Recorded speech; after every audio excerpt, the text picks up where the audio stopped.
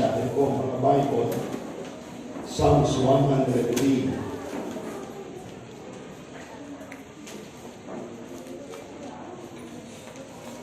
Amen. The order shall out, amen. Psalms 103, let's be reading from verse 1 down to verse number 6. The Bible says, "Bless the Lord, O my soul, and all that is within me, bless His holy name. Bless the Lord, O my soul, and forget not all His benefits. Who forgiveth all thine iniquities, who healeth all thy diseases, who redeemeth thy life from destruction, who crowneth thee with loving kindness and tender mercies, who satisfieth thy mouth with good things, so that thy youth is renewed like the eagles. The Lord executed righteousness and judgment for all that are oppressed." Let's go to the word of prayer. Loving Father, once again, maraming salamat po. Sa umaga po ito, salamat sa mga narinig naming awitin. Maraming salamat sa mga bisitang nakarating. Salamat sa mga members. Salamat din, Panginoon, sa pagkakataon na kami ay patuloy na magkasama-sama sa inyong gawain. Matuto ng inyong mga salita, mahamon, at sama-samang makapaglingkod. Panginoon, dalangin ko po ang mensahe ngayong umaga. Gamitin niyo po ako. I can do nothing without this, so please help me. Dalangin ko po ang Holy Spirit ang siyang kumilos sa aming kalagitnaan ngayong umaga, at kami ay patuloy na mag-bless mula sa inyo pong mga salita. Thank you so much, dear Lord, for all the blessings and the opportunity that we can gather together to glorify thy name. Ito pong lahat ang aking dalangin at pinapasalamatan, for in Jesus' name I pray. Amen. Amen. Thank you so much. Please be seated. Ako muna po kayo, and dito na po makinig lahat. At tayo po ay mag-aaral ng salita ng Diyos. At naniniwala po ako that God has something for us for this morning. Amen? Meron po, alam niyo, yan po pinakamaganda na magpupunta tayo sa bahay manamahan. Ang ating dalangin lagi ay mayroong something ang Panginoon para sa atin every time na makapakinig tayo. And that's always my prayer bilang manggagawa ng Panginoon. Ay aking dalangin ay ang mga Kristiyano ay patuloy na magpalain at mahamon sa pamamagitan ng salita po ng Diyos na ating pong naririnig. Now, narito po si David. Here is the Word of God this morning sa Psalms chapter 103. And we know Psalms 103 is the Psalm of David. And we know sa mga pag-aaral natin, nakilala natin si David, ang pangalawang hari ng Israel. At ang sabi ng Bible din, si David is a man after God's own heart. Ang isang tao na pinakamalapit sa puso ng Diyos. How does it feel to be a man after God's own heart? Ano? Kaya alam niyo, yan ang pinakamagandang desire natin, yung tayo po ay malapit sa Panginoon. Amen? Marami pong mga tao, gusto nila malapit sila sa politicians, gusto nila malapit sila sa mga kilalang mga tao, pero dapat ang desire natin bilang mga Kristiyano ay yung malapit tayo sa Panginoon. Amen? Malapit tayo sa Panginoon. Yan ang pinakamaganda. That means, mag-i-establish tayo ng magandang relasyon sa Panginoon. So, magiging malapit tayo sa Panginoon ko, makakapag-establish tayo ng magandang relasyon sa Panginoon. Alam niyo po sa karanasan ni David, kung familiar sa inyo ang Psalms chapter number 1, Psalms chapter number 23. Siguro doon, isa sa mga familiar Psalm of David is Psalm chapter number 1. And Psalm chapter number 23, sapagat yung Psalm chapter number 1 ay madaling ma-memorize at ipinakita ni David ang kalagayan ng isang taong nasa Panginoon. Ang sabi ng Bible sa Psalms chapter number 1, balikan muna natin saglit para makita po ninyo ang Psalm chapter number 1. Amen? So, sabi po ng Bible sa Psalms chapter number 1. The Bible says, "Blessed is the man that walketh not in the counsel of the ungodly." Amen. "Nor standeth in the way of the sinners, nor sitteth in the seat of the scornful." Verse 2 sabi niya, "But his delight is in the law of the Lord." Anong ibig sabihin nito? Ang sabi ng Biblia, ang isang tao ng Diyos, ang isang anak ng Diyos, mananampalataya, his delight is in the law of the Lord, that he meditate day and night. Ang kanyang kagalakan, sabi ng Bible, ang kanyang kagalakan is in the law of the Lord. Meaning to say, ang kagalakan ng isang anak ng Diyos ay nasa kautusan ng Diyos. Nasa salita ng Diyos. At ang sabi ng Diyos, he meditate day and night. Alam nyo, kapag iniisip mo ang problema, yan ang matinding problema natin. Amen? Pero pag minimeditate mo lagi yung salita ng Diyos, yung kabutihan ng Panginoon, yung pagmamahal ng Diyos, ay with all my heart na makikita natin mga kapatid na ang ating buhay ay magkakaroon ng magandang resulta at matutuwa tayo sa buhay natin. Bakit? Iniisip natin lagi ang mga makalakit na bagay. Iniisip natin lagi ang mga makadiyos na bagay. Kaya bakit po ang mga tao nag-iisip, bakit sila hindi masama? Iniisip nila ang kasamaan eh. Sabi ng Bible, the book of Proverbs, "For as he thinketh in his heart, so is he." Kaya pag inisip mo, discourage ka. Pero pag inisip mo na ikaw ay anak ng Diyos at inisip mo na ikaw ay servant ng Panginoon, pagsusunod ka, pag mo magsisilbi sa Panginoon. Amen? Now also in Psalms chapter number 23, sabi ng Bible, "The Lord is my shepherd, I shall not want. He maketh me to lie down in green pasture. He leadeth me beside the still waters. He restored my soul. He leadeth me in the path of righteousness." Yan ang napaganda mga kapatid. At pagdating ngayon dito sa Psalms 100, here is David, ang sabi ng Biblia, "Bless the Lord." So the title of this message this morning is, "Bless the Lord, oh my soul." This is a thanksgiving message. So bilang mga mananampalataya, and we know this is Thanksgiving sapagkat para sa akin is a Thanksgiving bilang inyong pastor sapagkat unang-una, we just celebrated our 17th anniversary. Sabi ko, alam niyo na maganda din yung aking pasimula ng mission. So kasi my prayer, nung ako po ay nasa Manila noon, bilang worker, bilang manggagawa ng ating simbahan sa Fort Bonifacio, ang panalangin ko, Panginoon, sabi ko, kung luloobin niyo na ako po ay mapunta sa mission, sabi ko, dapat, sana, bago sana, that's my desire, sana, bago ko maging 30 years old, ay makapagsimula ako ng mission. At alam niyo, that's my prayer. Salamat po sa Panginoon. In 2008, tinugon ng Panginoon yung aking panalangin. Amen? At kinausap ko ni Pastor month of August ng 2008, and then tinwinerp out tuloy-tuloy, and then at October, ako po ay pumunta na ng Tarlac, salamat sa Panginoon, and nag-start ng mission. October 12, nandito kami, inabot kami ng madaling araw sa kalsada. October 13, dumating na kami dito sa Salapungan.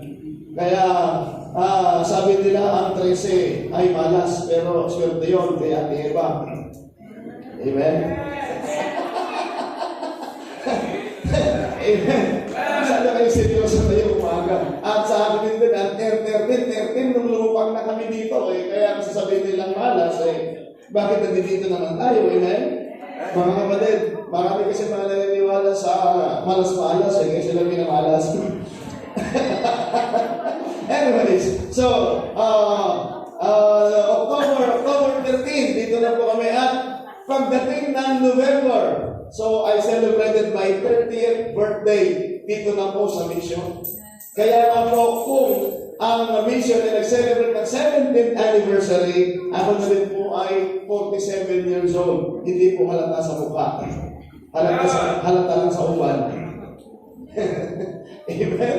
Now, alam mo, sabi ko, ako'y nagtatalangin sa panibigyan ako ng Panginoon message. That's why, this is a Thanksgiving service. This is the Thanksgiving sermon na pinamagatan ko kung kinuha ko yung word, the word of God, the word of David, Bless the Lord, O my soul.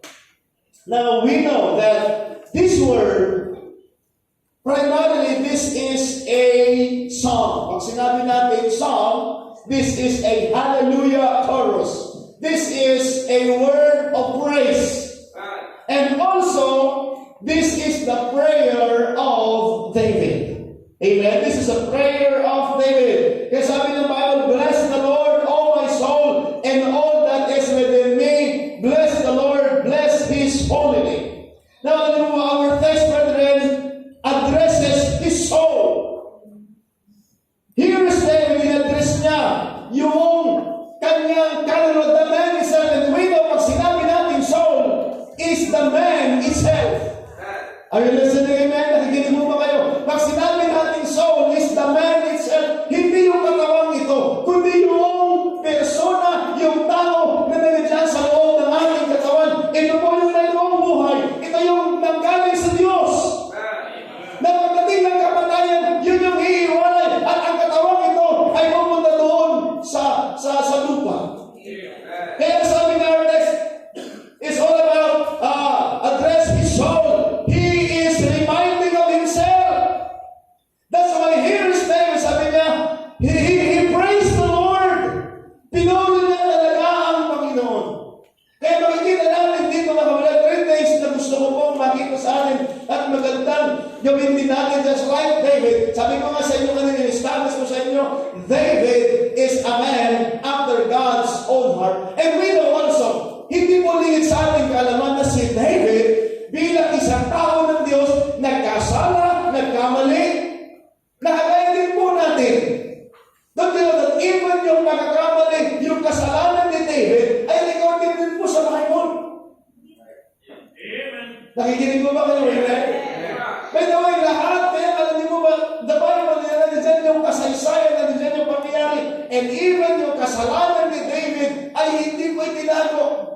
Pero nakagandahan dyan, mga kapatid, nung si David nagkasala sa Panginoon, nawala ang kanyang kasiyahan bilang isang ligtas. Pero that is his prayer. Sinabi ko kanina sa inyo sa Sunday school natin, ano yung prayer ni David? Sabi niya, restore unto me the joy of thy salvation. That is his prayer. Nung siya po ay nagkasala sa Panginoon, nawala ang kanyang kasiyahan bilang isang ligtas, mga kapatid. Pero ang kanyang panalangin, Lord, restore to me the joy. Ganyan din po tayo minsan pag tayo nagkamali, nagkasala. Tayo po nangyayari sa atin, nawawala yung ating kasiyahan sa gawain ng ating Panginoon. Eh may nakapagkataon na parang wala na yung kamor-amor sa mga bagay na para sa Panginoon. Bakit? Nahatak tayo ng sanlibutan.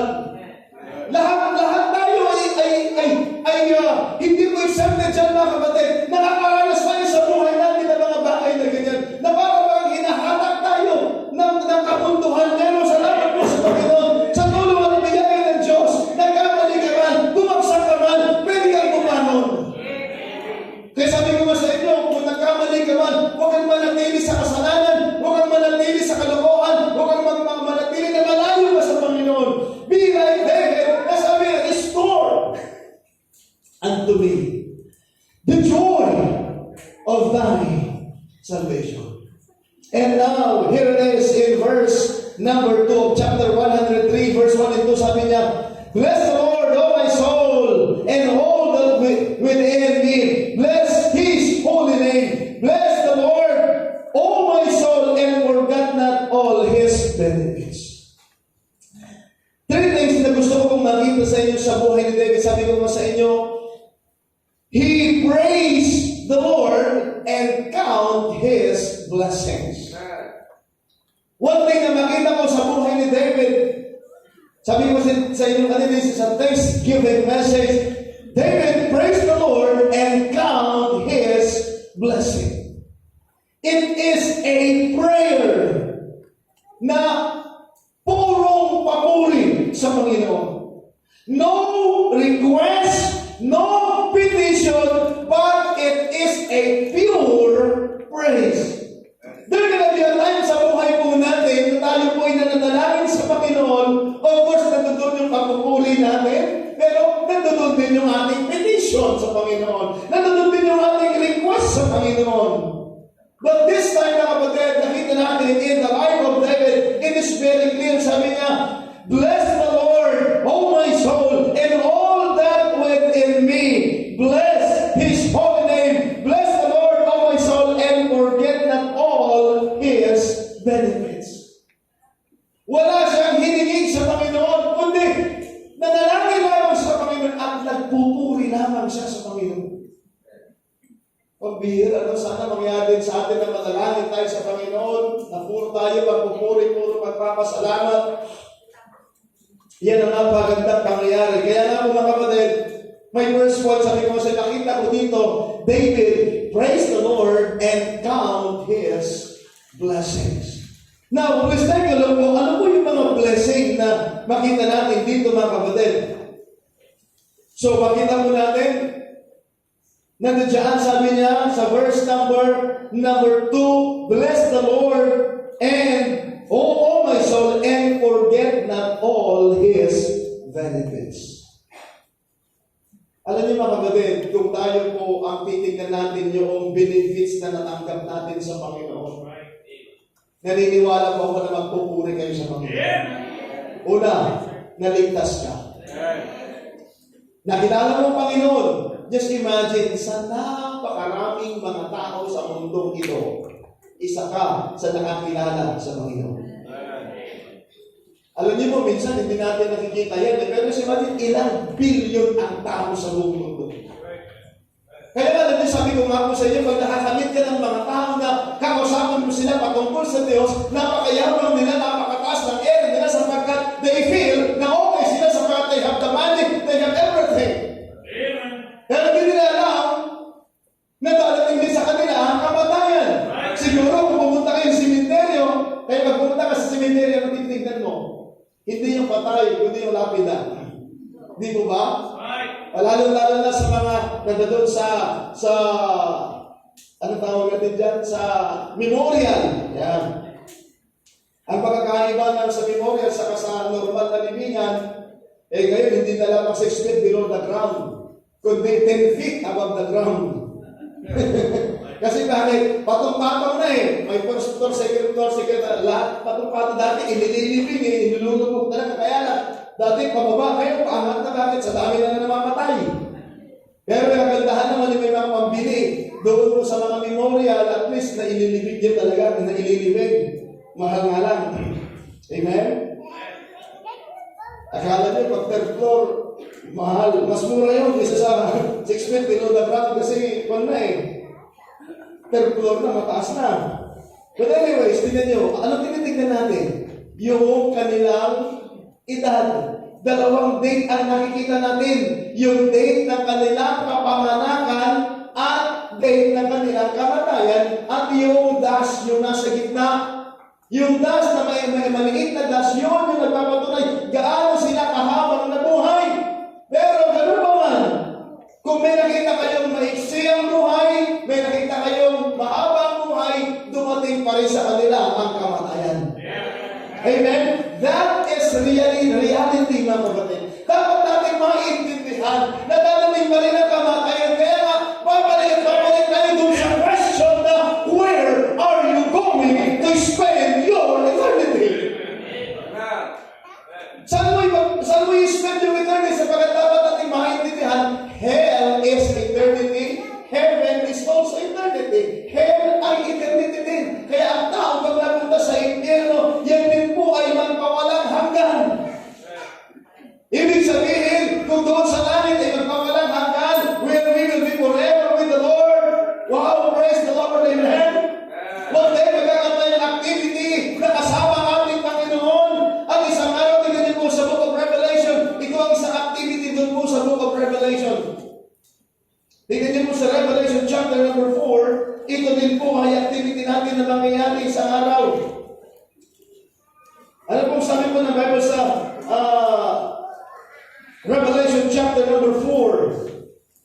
At makikita natin dyan, mga kapatid, verse 11, ito yung sasabihin natin one day sa heaven. Thou art worthy, O Lord, to receive glory and honor and power, for thou hast created all things, and for thy pleasure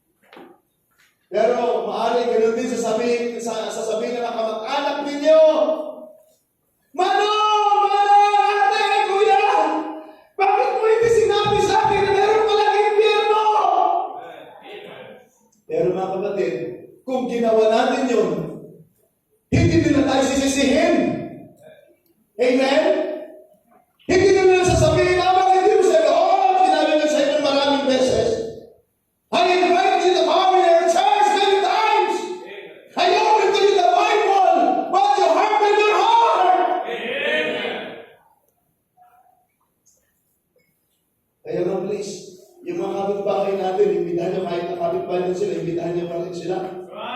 Pero ako, personally, kumatok ako sa bahay na sabi ko, kumatok ako sa bahay sa sabi ko, pwede ko po kayong makausap. But they rejected me. At least, wala silang reason na hindi ko sila imbitahan. At kahit na nakasimangot sila, nakakasalubong ko sila, sabuhatin ko sila, good morning po. Lalo sila sumimangot kasi galit sila sa akin. But anyways, kaya nga po mga kapatid, here's David, na-appreciate niya yung kanyang blessing sa Panginoon na nakilala niya. Ang Diyos! Alam niyo, ang mga tao ay nagmamalaki nila, ang kanilang mga ari-ari ay nagmamalaki nila, ang kanilang mga accomplishments. But here is David, thanking the Lord and praising God for His benefits. Kaya mga kapatid, it's a thanksgiving message. That's why here's David I've seen in his life. He praised the Lord and he count His blessings. Kaya meron tayong kawitin, count your blessings, name them one by one. Na-appreciate, di ba? Kayong mga kabataan na meron kayong magulang na niyayaya sa simbahan at dinadala kayo sa church. At ganoon din, salamat din sa mga magulang na meron kayong anak na nagsumod ng buhay sa Panginoon, na nagiging bahagi sa gawain ng Diyos. At maging sa mga staff ng ating simbahan, kung wala na din yung magulang ninyo, sige na, magpatuloy na kayo online, madadala na rin sila. Kaya sinasabi ko po lagi, kung ulit ginagawa din dito sa simbahan, gawin niyo pa rin sa bahay ninyo. Amen. Praise the Lord, here is David. Hindi siya humihingi sa Panginoon. Sabi ko kanina, walang petition, walang request, but he just praised the Lord.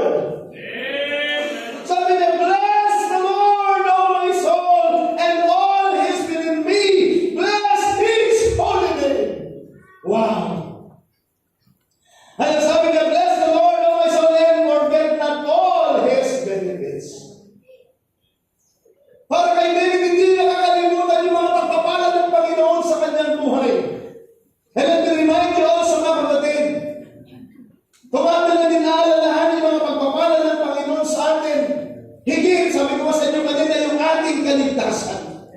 Hindi lang kayo niligtas ng Panginoon, dinala pa kayo sa simbahan ng Panginoon para mag-grow tayo. Sabi ko nga kanina sa Sunday school natin, ang simbahan po ay mahalaga.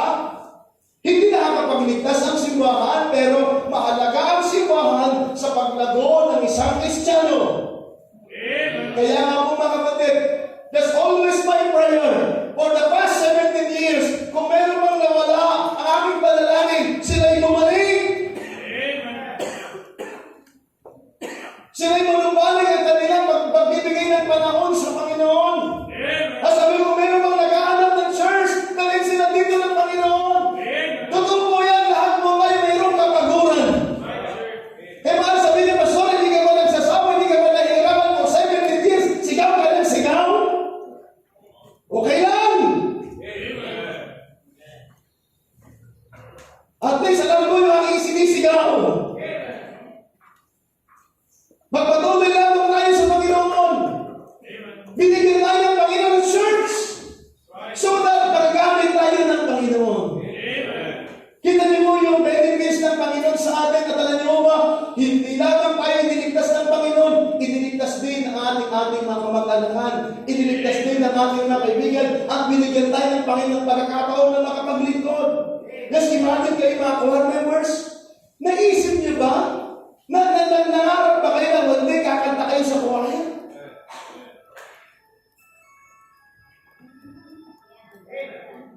Wala. Pero ngayon nangyayari dahil sa mayroon po tayong simbahan. Kayong mga musicians, naisip niyo ba na one day, sabi nga ni Pastor Hill, mag-iing-ing kayo? Eng-eng ang tawag niya sa mga nagbabayo rin. Naisip niyo ba that one day you're going to play an instrument, gagamitin kayo ng Panginoon? Ganun din. Sabi ko, hindi ko inisip na kayo magiging preacher. Sabi ko, salamat sa Panginoon. Masasabi ko, matagal-tagal na din naman na nangyari yun na nalibot ko naman na masasabi ko sapagkat ang Pilipinas na meron tatlong malalaking isla. Ang isla ng Luzon, ang isla ng Visayas, at ang isla ng Mindanao. Kaya kung nakumpleto ko na po yung Los Mindanao. Luzon, Visayas, Mindanao. At least, naapakan ko na ang Mindanao, naapakan ko ang Visayas, at marami akong naapakan dito sa Luzon. Although marami ako hindi naapakan sa Mindanao, marami pa. Pero sabi ko, salamat sa Panginoon na nakakarating ako sa ibang mga lugar to share the gospel. Just imagine, kahit na paano sabi ko, kahit kaunti, naminaw ako ng tulong sa Ginoo, brother. Oh. Kaya nga salamat sa nakakapakinig ako, ay, yan pala ang Bisaya. Kaya sabi ko kay Ryan, kung si Ryan nasa Mindanao to, pwede ito maging pastor sa Mindanao, kahit sa Luzon, backslider. Amen. Pero at least ginagamit ko sa kayo ng Panginoon. Kaya wag lang itong patakas-takas sa gawain ng Panginoon. Nakita ko na siya kumanta na sa choir. Kaya lang, sana magpatuloy. Bless the Lord, O my soul, and forget not all His benefits. Ngayon po umaga, isipin niyo yung pagpapala ng Panginoon sa inyo. Hindi lamang po material lang. Kasi alam niyo po minsan, ang iniisip natin ang pagpapala ng Diyos lamang ay pera, material. Hindi lamang po ang pagpapala ng Diyos ay material. Kasi imagine po, meron kayong pamilya. Kasi imagine, meron kayong pamilya na kasama niyo sa simbahan. Kasi imagine, sabi ko kanina sa mga ushers, nagiging kabahagi sa gawain ng Panginoon.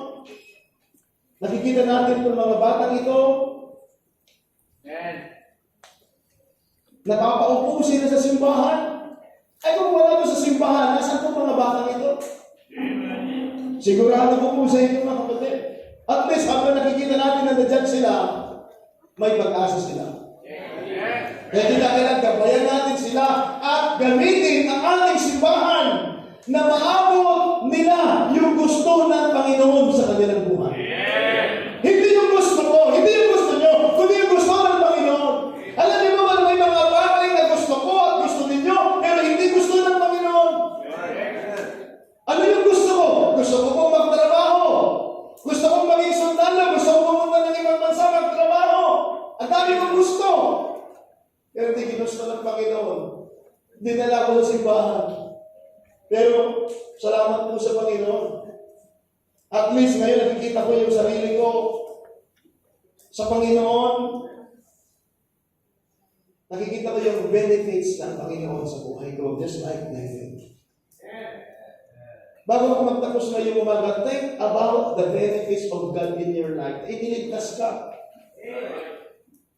Kaya sabi ko nga, maging maliwanag yung kaligtasan natin. Dapat maging maliwanag. Alam niyo, masaklan dito mga kapatid. Kung mahirap na nga tayo dito, literally, mahirap na tayo. But higit sa lahat, alam niyo po pala, hindi pwedeng i-compare yung hirap ninyo sa mundo ito sa hirap on may doon sa impyerno. Kaya pag hindi nyo na-appreciate yung kaligtasan ninyo, maupo kayo, basahin nyo yung Luke 16, verse number 19 hanggang 24, at makita ninyo, ilagay ninyo yung sarili nyo na kayo yung rich man. Kaya nga lang minsan, ganyan po tayo mga kapatid eh. Ang nakikita lagi po natin ay kung ano yung wala tayo, pero hindi nakikita ano yung meron po kayo. Madali tayong maawa sa mga tao eh. Kalukoy ay kawawa naman. Anong kawawa sa kapampangan rin? Ha? Oh, makalunos. Alam niyo po, makalunos sa Ilocano pag sinabing kinalunos. Yeah, nakatawa kayo. Oh. Pag sinabi kinalunos na niya. Iba yun, sa pagkain yun. sariwa pa, kinain, pinalulos niya. Pero, yun nga, minsan talagang may language barrier. Doon po sa Bisaya, sa Mindanao, salitang Bisaya, pag sinabing lingkod, ay uupo. Pero tayo po, pag lingkod, hindi ka pwede umupo. Amen? Pag lilingkod ka, patayo ka talaga, di ba? Anyways, doon po, sa atin dito, langgam gumagapang, sa kanila langgam lumilipad. Diba? Alala niyo kung langgam sa kanila? Ibon. Mas matindi naman po dito sa mga Bulacan. Itlog sa Bulacan. Pagdating mo naman sa Pampanga, ibon na. Abay, talaga naman. Doon sa kanila, pag nalibog, ay okay lang. Pero sa atin, pag nandito ka sa Katagalan, kasi nalibog, ay iba naman. Diba? Kaya naman may mga language barrier talaga. But anyways, I'm preaching the word of God. Think about the benefits of God in your life. Amen. Kaya naman praise the Lord and count your blessings. Amen. Tignan niyo, paano na tignan niyo? Ano yung meron kayo? Huwag nyo lang kung tignan yung wala kayo. Pag tinignan niyo ano yung wala kayo, discourage kayo. Pero pag tinignan niyo anong meron kayo, sabi ko nga po minsan, sa mga nanay na nagre-reklamo kayo sa inyong mga anak, ano ba itong mga anak ko ito? Pero meron isang mag-asawa na nagdi-desire na magkaroon ng anak. Nakakali mo ba yun? Habang yung asawang babae nagre-reklamo, ano ba itong asawang lalaki ito? Pero meron isang babae na nangangarap na magkaroon ng asawa. At tinabutan na ng baak. Habang yung lalaki ay nagre-reklamo, sasabihin niya, ano ba klaseng babae ito? Pero meron isang babae o isang lalaki na nangangarap na magkaroon ng kasamang babae pero hindi may binibigay ng Panginoon. Inabot na ng senior citizen. Di ba? Kaya mga kapatid, isipin ninyo yung pagpapala ng Panginoon sa inyo. Think about the benefits of the Lord. And now, kung maliwanag sa isipon, ito hindi sa akin, ito po kayo. 5 points po, 3 points po ito, pero dito pala ako sa points po, tapusin ko na. Pero pag itugtungan ko na lang mamaya ako. Tignan po ninyo. Kung tinitingnan natin ano yung wala kayo, tignan mo ano yung meron ka. May katiyakan ka ng kalangitan. By the way, alam niyo mo, ilan na namamatay araw-araw? Ilan ang nasa ospital ngayon at naghihintay na lamang ng kanilang kamatayan? At ang masaklap din, mamamatay na sila, wala pa silang pagkakilala sa Panginoon. Pero sabi ko, hindi mo na maganda sa atin, ano bang araw o yung oras ko din ng Panginoon. You have your relationship with God. That's why establish your relationship with God na maayos. Kaya here's David mga kapatid. Sabi niya, bless the Lord, O my soul, and forget not all His benefits. He is simply saying that we need to be reminded, alalahanin mo. Alam niyo yung problema kasi madali tayong makalimot eh. Ngayon, nakapakinig kayo ng salita ng Diyos, patuloy ko, nakalimutan din naman yung narinig niyo. Yung tao madali makalimot. Pero sabi ni David, forget not all His benefits. When was the last time na naupo kayo at nagsulat kayo ng mga kapapala ng Panginoon sa inyo? Amen?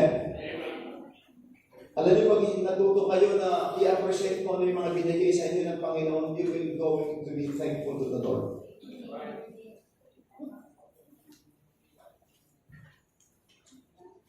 Ngayon si David, mga kapatid, ulitin ko po si David ay isang normal na tao na nakaranas ng pagpapala ng Panginoon at nakaranas din na napalayo sa Panginoon, nakaranas din na nagkasala. Pero, bago magtapos ang kanyang buhay, nasumpungan siya. Ulitin ko, sabi ko kanina, no request, no petition, it is a pure praise to God. David stopped with God's blessing. In-stop niya yung sarili niya doon at tinignan niya yung pagpapala ng Panginoon sa kanyang buhay. Nag-usap kami ni Pastor RJ. At kung mayroon sa mga matagal kong nakasama sa ministry, si Pastor RJ. Dalawa kami na naiwan na ngayon ay nagpapastor. Hindi kami magaling. Marami din kasaplayan. Pero sabi ko, salamat sa Panginoon. Usap kami, sabi ko, salamat na hanggang ngayon, for 28 years ay magkasama pa rin kami sa ministry. Nagkakasama kami sa mga trip. At salamat sa Panginoon. At kung babalikan natin, sabi ko, hindi ko man naging isip sa karon na pupunta ako sa iba't ibang mga lugar para maging bahagi sa ministry. Basta kung ano yung ginagawa lang namin doon, and then si Ma'am Yoli, mamamalagi kami ng madaling araw at antok pa ako. Para ba pumunta sa palengke at mamili, at pagpaling construction, mamaya ulit, trabaho sa church. Pero di po, yan ang maganda doon yung masaya mong ginagawa. Yung ginagawa mo para sa Panginoon. As I grow, sabi ko, meron pa akong 5 points. But, makita sana natin yung buhay ni David, na sabi ko kanina sa inyo, tinignan niya yung mga kapapala ng Panginoon sa kanyang buhay. At, hindi niya maiwasan ang magpuri sa Panginoon. Walang request, wala na siyang gusto, kundi sabi niya, bless the Lord, O my soul, and forget not all His benefits. Kaya nga gusto ko rin sabihin po sa inyo, huwag niyong kalimutan at inyong ilalagay sa inyong isipan ang mga benefits ng Diyos sa buhay niyo. After this blessing, paano kayo iningatan ng Panginoon? Para sa akin, personally, for 47 years, iningatan ako ng Panginoon. Na ako'y 19 years old, napunta ko sa simbahan. Sa madaling sabi, mas mahaba na po yung panahon na ako'y nasa church kaysa wala ako sa Panginoon. Naalala ko po noon, pupunta kami sa simenteryo, mamumulot lang ng kandila, iuwi sa pagsisilbihan. Bakit hindi naman nakita natin eh? Ba't mo ginagawa yun? Hindi ko alam. Yun lang nakasanayan ko. Wala mang handa-handaan, wala. Pero ngayon, salamat po sa Panginoon. Dito ko sa simbahan, nagiging bahagi sa gawain ng Panginoon. Hindi lang ako kundi, nakikita ko yung mga kapatid ko dahan-dahan. Binati ako ng kapatid ko. Sabi niya, Kuya, ilang taon ka na? Sabi sa akin, 40. Sabi ko, ha? Sabi niya, ako 43. Tapos ikaw, 40? Sabi ko, galit siya eh. Yun yung kuya tawag ko po doon yung sumunod sa akin na lalaki. Of course, si Mang Beng mo natakot siya, si James. Sabi ko, 40. Eh, lagi ko si ginuguya to kuya tawag ko sa kanya eh. Reklamo mo, sabi niya, ako 43. Kasi ikaw, 40. Sabi ko, hindi na nalalagdagan yung gat ko. Anyways, joke. Alam niyo po, makita natin yung ating mga mahal sa buhay na nagiging bahagi sa gawain ng Panginoon. Kaya sana po, yun ang i-desire natin. Don't just desire na makita natin na successful sila dito sa mundong ito, but most of all, makita natin. Gamitin tayo ng Panginoon na maunawaan nila, magkaroon sila ng kaisipan na ang buhay nila ay matatapos sa mundo ito. At sana ay huwag lumipas yung panahon, nalilipas ang panahon nila na hindi nila nakikilala ang Panginoon. Mga kapatid, may responsibility po tayo. Amen? Kaya lagi ko pong sinasabi sa inyo, kung kayo ang unang nakakilala sa inyong pamilya, manatili kayo. At tingnan po ninyo, tradisyon na nangyari. Pag pumunta kayo ng cemetery, ganyan lagi nangyari. Pero salamat sa Panginoon, kailan nabago, kailan nawala yung ginagawa ko na pagpunta ng cemetery at gawin yung mga bagay na laging ginagawa dati. Noong napunta ko sa simbahan at nakilala ko ng lubusan ng Panginoon. Hindi ho, wala akong nakita word for word na kasalanan na pumunta sa cemetery at masama ang pumunta sa cemetery. Pero, ang hindi maganda yung tradisyonal na ginagawa ng mga tao. Kaya sinasabi ko nga po sa inyo, mga kapatid, ngayon pa naman, mag-beg kayo sa Panginoon na alisin na sa atin yung pagiging tradisyonal. It's because the system of this world na tayo pinanganak tayo, yan na yung kinamulatan po natin. Nasasabi nila, araw ng mga patay o araw ng mga kaluluwa.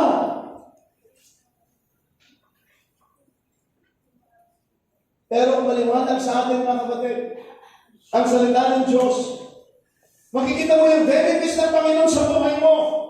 Just like David, kasabi niya, bless the Lord! And now, he is trying to express his thanksgiving to the Lord. At sana ganun din tayo bilang isang Kristiyano. Pag nakita mo yung pagpapala ng Panginoon, ngayon kung nakita mo yung pagpapala ng Panginoon, pasasalamatan mo and you will go to express your thanksgiving to the Lord. Kasabi niya, bless the Lord! Oh, my soul! That is within me. Bless His holy name.